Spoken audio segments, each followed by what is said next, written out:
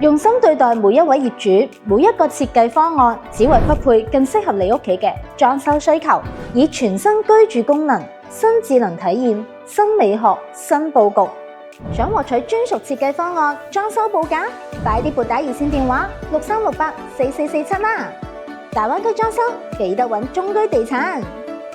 裝修知多啲，中居話你知。Hello， 大家好，我係中居地產天娜，又嚟到一週一課裝修避坑小課堂。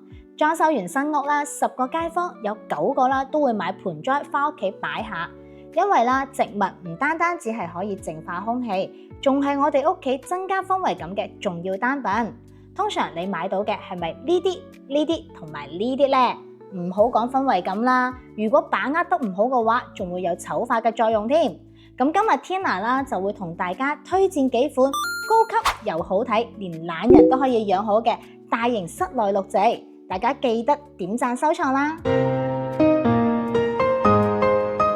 第一款咧就叫做龍鱗春雨，一聽個名咧就非常之有神秘感啦，同埋非常有詩意嘅感覺。咁呢種綠植嘅話咧，喺一啲現代北歐風啦，同埋商業項目入邊咧，出鏡率係非常之高嘅。越大棵就越有魅力，高級大氣。咁同埋咧，佢亦都可以增加翻我哋空間嘅鬆弛感，比較治愈。而且呢一種綠植咧，佢係耐旱、耐陰同埋耐寒嘅，所以咧養起身嘅話咧就非常之簡單。如果乾咗咧，其實我哋淋水淋翻濕佢就夠噶啦。第二款咧叫做鴨掌木，聽個名咧係咪覺得好陌生同埋好 Q 咧？其實咧佢通常都會出現喺我哋嘅城市入邊嘅綠植啦。咁如果我哋要選擇喺屋企養嘅話咧，我哋就需要揀一啲枝幹比較有造型嘅，同埋佢嘅葉咧係圓碌碌噶，所以咧非常之適合搭配我哋嘅奶油風啦，同埋原木風嘅屋企。咁同埋佢打理起身咧都係非常之方便嘅，乾咗淋水就 OK 啦。第三款咧叫做橡皮樹，佢嘅葉咧係非常之深色同埋非常之大塊嘅，好有復古嘅感覺。咁佢嘅枝幹咧亦都係比較細長嘅，放喺我哋嘅電視背景牆或者係沙發嘅角落位咧，簡直就係氛圍感嘅殺手啊！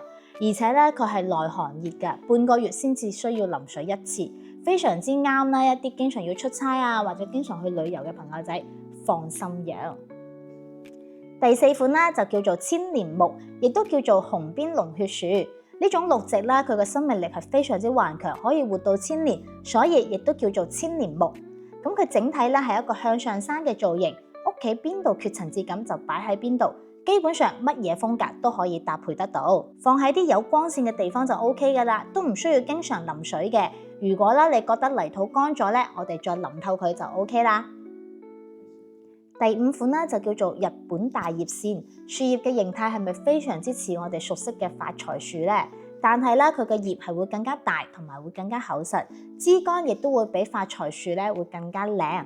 咁同埋啦，呢種綠植咧佢係耐陰、耐旱同埋耐寒嘅，所以如果喺室內養護嘅話咧，難度係非常之低，唔需要我哋特登去照顧佢嘅。但係佢係唔可以暴曬。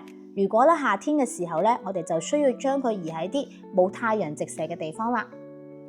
如果啦你屋企都有其他好養好睇嘅植物，記得喺評論區分享一下。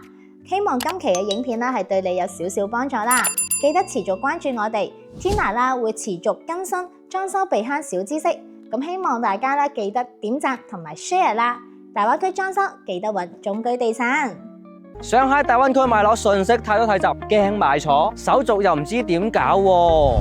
中居地產深耕大灣區13年，陪住數萬個家庭，見證佢哋喺大灣區首個家嘅建成。從買樓到驗樓，裝修入住，全程保駕護航。中居地產，你嘅灣區置業好幫手。即刻撥打熱線電話63684447，開啟灣區新生活。